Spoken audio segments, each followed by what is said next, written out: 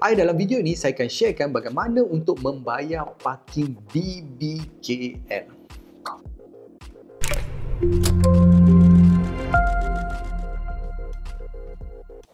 Nama saya Norman, selamat datang ke Lab. Ni adalah tempat saya sharekan tips and tricks berkenaan dengan teknologi. So, seperti biasa guys, sebelum kita mulakan tutorial kita pada hari ini, jangan lupa untuk like and subscribe pada channel saya. Kepada yang sudah, thank you very much for your support.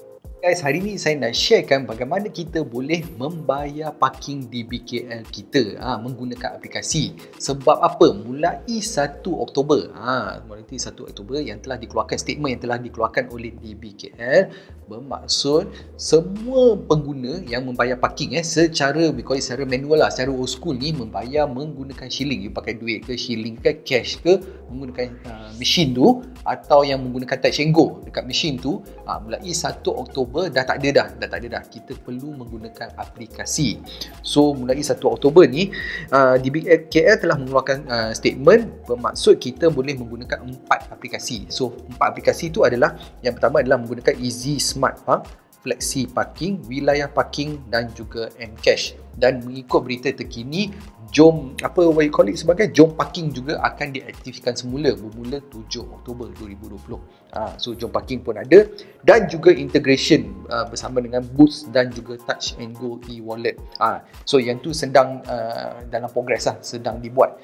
So hari ni saya nak sharekan menggunakan salah satu aplikasi tu adalah dinamakan sebagai Flexiparking. Flexiparking. So hari ni kita belajar macam mana kita nak install. So you guys perlu download, adalah dinamakan sebagai, ada F dengan P tu, Flexiparking. Alright, so untuk pengguna pertama, what you need to do adalah untuk create sebagai new user. Kita nak sign up sebagai new user. So masukkan username kita, nama, nombor telefon, email, password dan juga kita punya nombor IC dan tarikh lahir. Kita perlu masukkan. So yang dia punya IC tu dia minta adalah yang last 4 digit saja, bukan IC yang penuh. So kita masukkan semua data kita. Okay. So selepas kita dah isi dah semua keterangan kita punya details tu, lepas tu kita klik pada butang agree. Kita tengoklah kalau nak baca terms and condition tu, you all boleh baca. Alright, so kita klik pada butang agree. Okay, so selepas kita dah daftar kita punya account kita di Flexiparking ni adalah muka depan. So this is the front interface lah berkenaan dengan kita punya Flexiparking. Okay, cara dia akan buat adalah dia akan menggunakan GPS. So maksudnya kita punya lokasi, dia akan membuat anggaran lokasi di mana kita berada. So contoh macam saya berada di kawasan Selangor, so di bawah kawasan MPPJ, so dia akan detect sebagai MPPJ. So you all kena pastikan kalau you all dia kadang-kadang dia mengikut dia punya GPS, tapi kadang-kadang untuk mendapat kepastian, untuk you all mendapat kepastian tu, make sure double check. Katakan kalau silap ke apa ke dia punya GPS location ke apa ke, takut bila kita bayar nanti takut kena saman, habis, gone. Okay, so katakanlah kalau kita nak tukar pun kita boleh tukar. So kita boleh tukar. Kali ni saya, untuk exercise ni saya akan tunjuk macam mana saya nak tukar kepada, make sure dia kepada kawasan wilayah. Saya just nak tunjuk you guys sebagai tutorial kita. So saya klik pada butang yang ada kita punya local council tu, kita klik pada butang dekat wilayah tu, nampak wilayah persekutuan, dan juga dia juga support contoh seperti Selangor, Terengganu dan Kelantan. Okay, so kita tengok negeri tu di kawasan mana. So contoh saya ambil wilayah persekutuan, saya ambil DBKL. Okay, so DBKL ni kita tengok kawasan. So contoh kalau you all berada di Bandar Tun Razak ke, Brickfields ke, tengok dia punya kawasan dia berapa, dia punya harga dia dan semualah. So contohlah saya ambil Damansara. So Damansara dia dah letak dah harga RM RM1 for 1 hour. So contoh kita dah letak dah. So semua dah siap. So tengok kawasan semua dah okey dah, everything. Okey. Lepas tu kita tengok yang butang empty tu. Empty ni maksudnya sebab dia tak tahu nombor plate kenderaan kita. So kita klik pada butang empty tu. Okey. Dalam ni kita boleh senaraikan nombor plate kenderaan kita. So contoh kalau kita ada 2-3 kereta ke 4 kereta ke nak bayar untuk kawan pun boleh. It's okay. Doesn't matter. So contoh saya akan masukkan.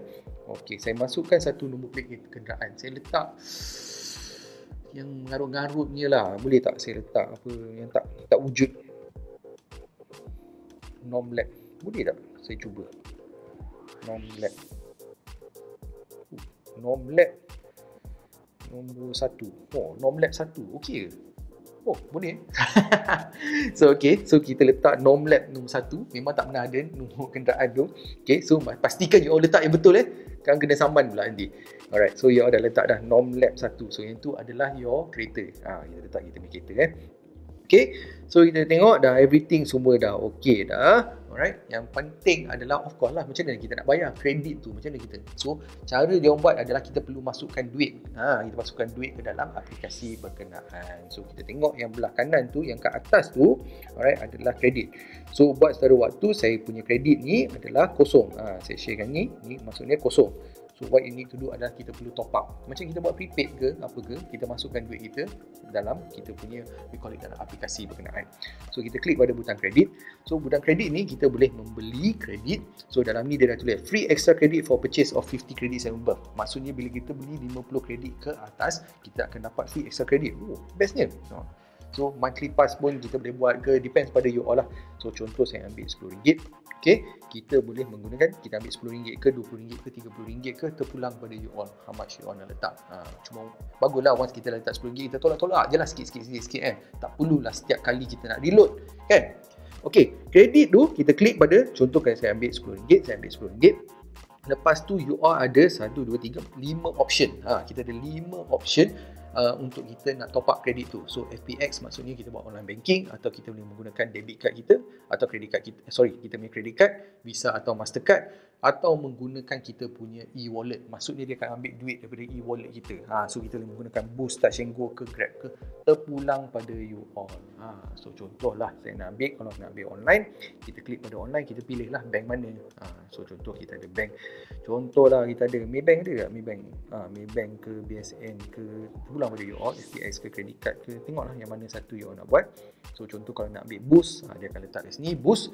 So tinggal kita nak masukkan, kita bayar je, kita masukkan username dengan password, kita masukkan siap-siap. Okay, so kredit ni maksudnya satu kredit adalah RM1. So depends on your parking. So once you all dah top up dah semua, saya akan tunjuk. So okay, kalau Grab pun sama juga, kita masukkan kita punya detail semua. So once dah ada dah, saya akan tunjuk salah satu contoh. Contohlah kita nak bayar kat sini, kita bayar untuk sejam.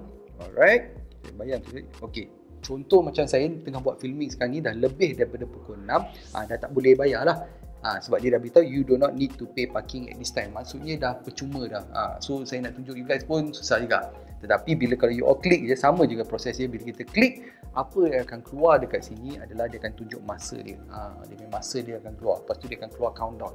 So dia akan hantar satu email berkenaan dengan kita punya confirmation. Maksudnya confirmation kita punya pengesahan bahawa kita telah bayar parking di sini sebagai macam receipt lah kepada you all. Dia ada receipt untuk you all, dan juga dia ada jangka masa tu. So dia ada macam timer untuk beritahu kita. So once dah habis dah, contoh macam saya dah parking daripada pukul 5 sampai pukul 6, contoh sejam kan. Once dah sampai masa tersebut, nanti dia akan vibrate. Vibrate dia pun bukan vibrate yang sekejap je. Vibrate dia agak lama supaya memang kita takkan terlupa punya lah. Dia punya mesej, selalu kita dapat mesej vibrate dia sekejap je kan. Yang ni vibrate dia lama. Dia punya bunyi dia memang lama. So what you need to do adalah, kalau untuk you guys, you all nak keluar daripada parking tu pun boleh, kalau nak top up pun boleh, terpulang pada you all. Okay, so saya rasa yang ni untuk menggunakan Flexiparking ni sangat senang. Once dia dah ada integration semula, integrasi semula menggunakan Boost pun senang. Sebab dalam Boost pun ada option di mana kita boleh memilih parking tu. Kita pilih je parking, ikut kawasan tu semua, dia akan terus tolak daripada kita punya e-wallet. Okay guys, so itu sajalah video kita pada hari ini. So seperti biasa, jangan lupa untuk like and subscribe pada channel saya, dan juga komen pada video di bawah. Kita akan jumpa di tutorial lain. Thanks guys.